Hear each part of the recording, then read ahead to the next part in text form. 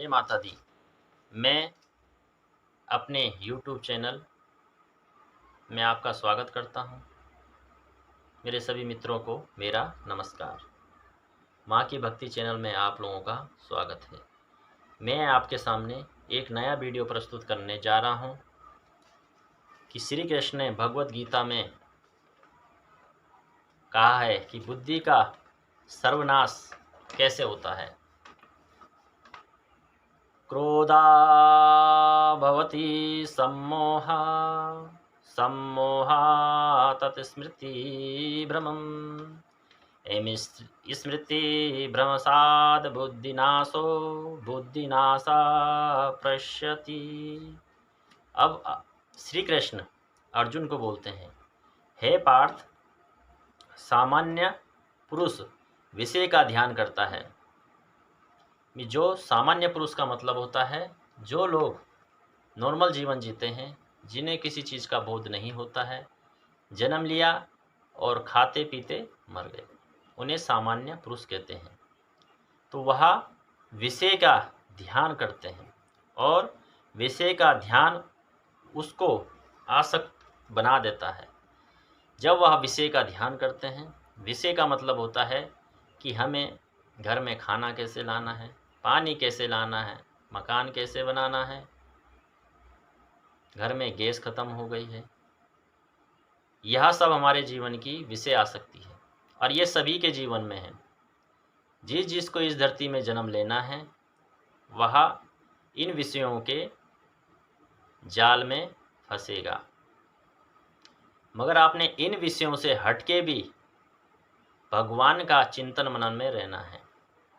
कुछ लोग विषय भोग काम को ही अपना पूर्ण जीवन बनाते हैं कि हमने विषय भोग में ही अपना जीवन बिता देना है और कहते हैं कि बुढ़ापे में भगवान ध्यान करेंगे। बुढ़ापे में तो आदमी और ही स्वार्थी बन जाता है।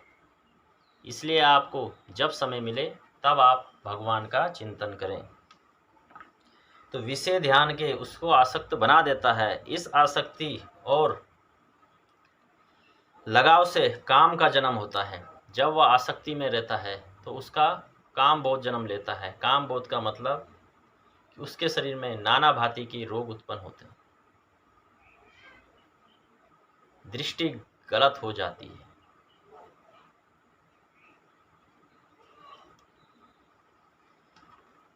जब काम की पूर्ति नहीं होती तब क्रोध उत्पन्न होता है और जब आदमी की काम की उत्पत्ति नहीं होती, काम की उत्पत्ति का मतलब जब आदमी अपने बाहुबल के कारण सोचता है यह ज़मीन मेरी है, ये मेरी नहीं हो पा रही, दूसरे की ज़मीन हड़पने की कोशिश करता है, दूसरे की स्त्रियों में अपने अधिकार जमाने की कोशिश करता है और वह कार्य उसके पूर्ण नहीं होते हैं, तब उसे क्रोध आता है। जब क्रोध उत्पन्न होता है तो विषय के प्रति मोह और बढ़ जाता है और जब आदमी के अंदर क्रोध उत्पन्न होता है तो उसके अंदर विषय भोग वासना और प्रवृत्त हो जाती है। वो कहता है कि 1 के 2 बनाने हैं, 2 के 4 बनाने हैं, 4 के 10 बनाने हैं, 10 के 50 बनाने हैं। वह इसी गणित में लगा रहता है। 100 के 200 करने में वह अपना जीवन पूर्णतः व्यतीत कर देता है। जब मोह और बढ़ जाता है, हे पार्थ, तो सोचने की शक्ति भटक जाती है और जब आदमी के अंदर मोह में वह फंस जाता है तो उसे सामने अगर साक्षात नारायण भी हैं तो उसे वह तुच्छ लगेंगे, तो उसके सोचने की शक्ति खत्म हो जाती है।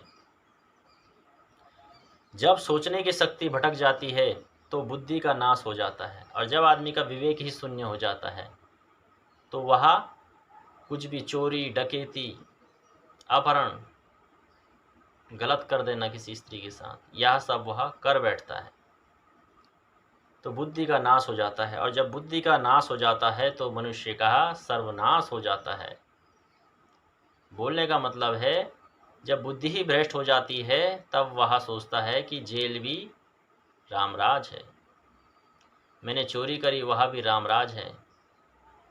तो बोलने का मतलब है बुद्धि को सन्मार्ग में प्रेरित करें। इसलिए आपने विषय को अपने ऊपर हावी नहीं होने देना है। विषय समझें और उस हिसाब से अपना जीवन चलाएं। अगर आपको आपके बीवी बच्चे बोलते हैं नहीं तू चोरी करके भी खाना ला, तो वह आपकी दुर्गति का कारण है, क्योंकि एक दिन उसका दंड आपको ज़रूर मिलेगा। इसलिए आपने मेहनत से अपना जीवन यापन करना है। अच्छे ढंग से आप अगर जीवन यापन करते हैं तो जीवन में कोई भी संकट, कोई भी दुख आपके ऊपर नहीं आ सकता। जय माता दी। मेरे सभी भक्तों को मेरा नमस्कार। मेरा यह वीडियो आपको पसंद आता है तो आप इसे सब्सक्राइब करें, लाइक करें, शेयर करें और बेल का बटन ज़रूर दबाएं। जय माता दी।